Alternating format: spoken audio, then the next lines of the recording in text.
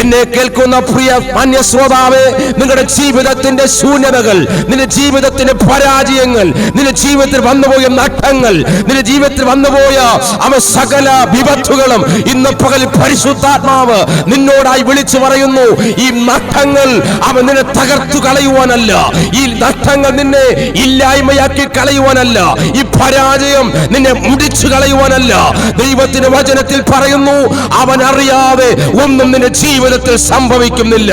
അവൻ നിന്റെ തലയിൽ കിടക്കുന്ന അവൻ മുടി പോലും നിലത്തു വീഴണമെങ്കിൽ ദൈവം അറിയാതെ സംഭവിക്കുന്നില്ല. അതെല്ലാം എണ്ണപ്പെട്ട് കിടക്കുന്നു എന്ന് ദൈവവചനത്തിൽ നാം വായിക്കുന്നു.